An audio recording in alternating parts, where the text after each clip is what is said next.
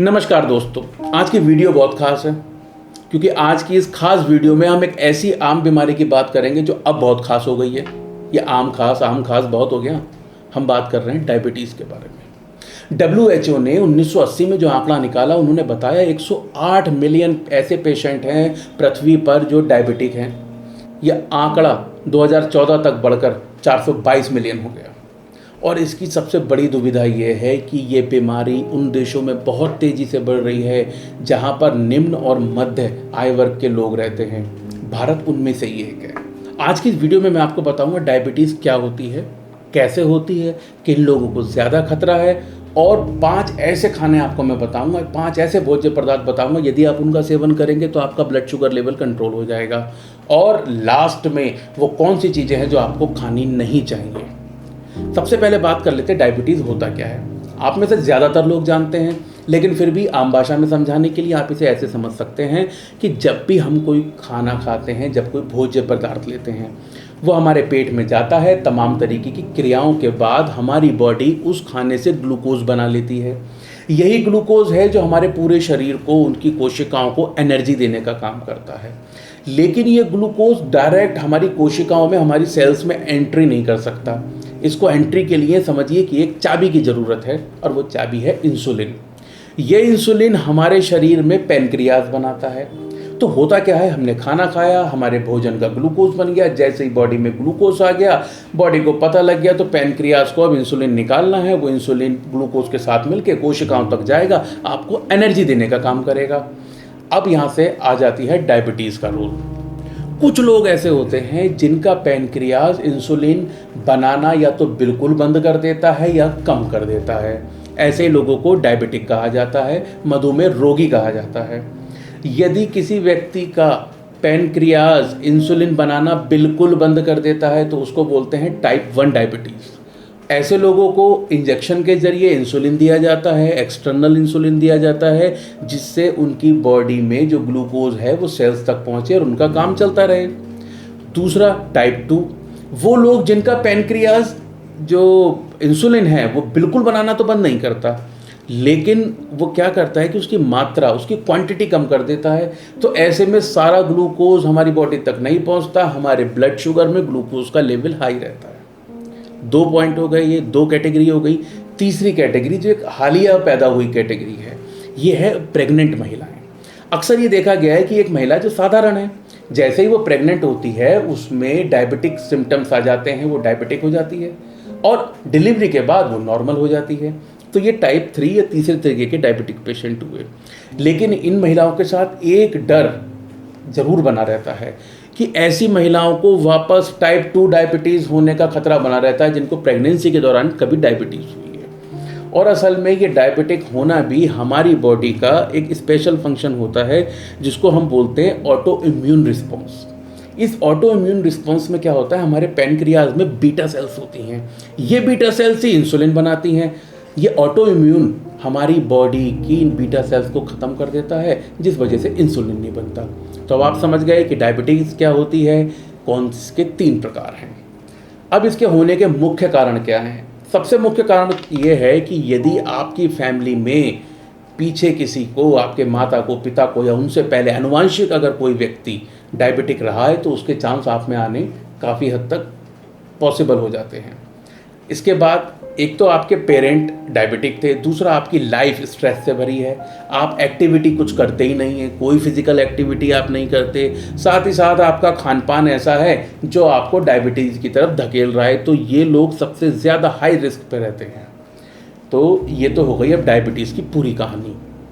अब ये देखते हैं कि डायबिटीज़ में आपको कौन सा भोजन है जो करना चाहिए जो आपके ब्लड शुगर लेवल को मेंटेन रखे। मैं आपको यहाँ 5 भोजन बताऊंगा, आप उसे बहुत ध्यान से सुनें। सबसे पहला, ग्रीन वेजिटेबल्स, लीफी वेजिटेबल्स, हरी सब्जियाँ, पत्तेदार सब्जियाँ, आप उनका सेवन करें। जैसे पालक है, मेथी है। यहाँ पर मैं एक हरी सब्जी का तो ज़रूर जिक्र करना चाहूँगा जो डायबिटीज़ के खिलाफ बहुत काम की है, वो है सहजन, ड्रमस्टिक। इसमें एस्कॉर्बिक एसिड होता है जो हमारे ब्लड शुगर लेवल को मेंटेन करने का काम करता है। इसमें कैलोरीज कम है, कार्ब्स कम है और फाइबर ज़्यादा है। तो ये हरी सब्जियां आपके लिए बहुत ज़्यादा ज़रूरी हैं। और दोस्तों दूसरी चीज़, आपको अपने भोजन में होल ग्रेन का इस्तेमाल करना चाहिए। किसी भी तरीके का रिफाइंड भोजन या रिफाइंड अनाज इनका सेवन ना करें। इसकी मुख्य वजह यह है कि एक तो पहले ही ये जो होल ग्रेन है ये फाइबर और न्यूट्रेंट इनमें अच्छी मात्रा में होता है, और जो दूसरा सबसे बड़ा प्लस पॉइंट है इसके साथ, इसका ग्लाइसेमिक इंडेक्स काफ़ी कम होता है। तो ये ग्लाइसेमिक इंडेक्स कम होने की वजह से आपके ब्लड शुगर लेवल को मेंटेन करने में इसका बहुत बड़ा रोल है। उदाहरण के लिए आप ब्राउन राइस लीजिए, राई लीजिए, और साथ ही साथ यहाँ पे रागी होल ग्रेन में सर्वश्रेष्ठ माना गया है। यदि संभव हो आप रागी का सेवन अवश्य करें। और दोस्तों तीसरी चीज़, आप बेरी का सेवन कीजिए। तमाम तरीके की बेरी आती है, स्ट्रॉबेरी है, ब्लूबेरी है, ब्लैकबेरी है, और तो और हमारी देसी बेरी जामुन को आयुर्वेद में डायबिटिक पेशेंट के लिए बहुत बड़ा स्थान प्राप्त है। आपने भी देखा होगा जगह जगह पर जामुन का सिरका, जामुन का पाउडर डायबिटिक पेशेंट के लिए कई कंपनियां बनाकर बेच रही हैं। तो किसी भी चीज़ को खाने का सबसे अच्छा तरीका है कि आप उसे रॉ ही खाएं। तो अब जामुन का सीजन है, आप अगर पेशेंट हैं डायबिटिक के तो आप जामुन का सेवन अवश्य करें। और दोस्तों तीसरी चीज़, आपको बीन्स का सेवन करना है। सोयाबीन है, किडनी बीन है, छोले हैं, चिकपीस जिसे हम आमतौर पे घर में खाते हैं, आप इनका सेवन कीजिए। इसमें कॉम्प्लेक्स फॉर्म का कार्बोहाइड्रेट होता है। इस कॉम्प्लेक्स कार्बोहाइड्रेट को पचाने में हमारे शरीर को वक्त लगता है, तो इसकी वजह से हमारा शुगर लेवल एकदम से ऊपर नहीं जाता। दूसरा इसमें जो सबसे बड़ा फ़ायदा है वो ये है कि ये आपको हेल्प करता है आपके वेट लॉस में, आपके कोलेस्ट्रॉल को कंट्रोल करने में। तो यदि आप इसका सेवन करते हैं तो न सिर्फ आप डायबिटीज़ से दूर हो रहे हैं, साथ ही साथ आप अपने कोलेस्ट्रॉल और वेट मैनेजमेंट पर भी काम कर रहे हैं। और दोस्तों पांचवी चीज़ जिसको आपको अपने भोजन में शामिल करना है वो है सिट्रस फूड। वो सारे फल या सब्जियां जो खट्टे होते हैं, जिसमें विटामिन सी अच्छी मात्रा में होता है। इसमें भी मैं ख़ास तौर से जिक्र करना चाहूँगा ऑरेंज और लेमन, संतरा और नींबू, इन दो चीज़ों का सेवन अवश्य करें, क्योंकि इसमें बायोफ्लेवोनाइड्स होते हैं। ये बायोफ्लेवोनाइड्स सबसे पहली चीज़ तो एंटी डायबिटिक इनके अंदर क्वालिटी होती है। विटामिन और मिनरल्स पूरी भरपूर मात्रा में होते हैं, और सबसे इम्पॉर्टेंट चीज़ इसमें ये विदाउट कार्बोहाइड्रेट होता है। तो इसकी वजह से आपको सारे बेनिफिट मिलेंगे और आपके शरीर में अननेसेसरी ब्लड शुगर लेवल नहीं बढ़ेगा। तो दोस्तों ये तो थी वो 5 चीज़ें, यदि आप जिनको अपने भोजन में शामिल करते हैं तो आप देखेंगे ओवर द टाइम के साथ आपका ब्लड शुगर लेवल धीरे धीरे कंट्रोल होने लगा है। लेकिन चलते चलते एक गोल्डन राय मैं आपको देना चाहूँगा। कुछ चीज़ें ऐसी हैं जिनसे आपको दूरी बनाना भी बहुत ज़रूरी है। अब वो कौन सी ऐसी चीज़ें हैं? सबसे पहले वो सारे खाने, वो सारे भोज्य पदार्थ जिसमें किसी भी तरीके से स्टार्च होता है, उदाहरण के लिए आलू, अरबी, इन चीज़ों से दूरी बना के रखें। और आप वाइट राइस, ब्रेड, मैदा, पैक्ड फूड, इनसे दूरी बना के रखें। ये सब जो लोग पिज़्ज़ा बर्गर खाते हैं, आपको ये नहीं खाना है। साथ ही साथ ये जितनी भी रिफाइंड स्वीटनेस है, चाहे वो कैंडी हो, चॉकलेट हो, टॉफ़ीज़ हो, व्हाटएवर इट इज़, आप इससे दूर रहें। तो दोस्तों इन चीज़ों से आपको दूरी बना के रखनी है। आमतौर पे ये चीज़ मैंने अपने बहुत सारे पेशेंट में देखी है कि जब वो डायबिटिक होते हैं तो वो अपना नाश्ता स्किप करने लगते हैं, नाश्ता छोड़ने लगते हैं, ये सोच के कि हमारे शरीर में जो ब्लड शुगर लेवल है थोड़ा मेंटेन हो जाएगा। ये एक सही तरीका नहीं है। सबसे पहली बात, आप थोड़ा थोड़ा खाइए, बताई गई चीज़ों में से खाइए, लेकिन हर 2 घंटे में थोड़ा थोड़ा खाइए। पहला आप एक ये नियम मानें।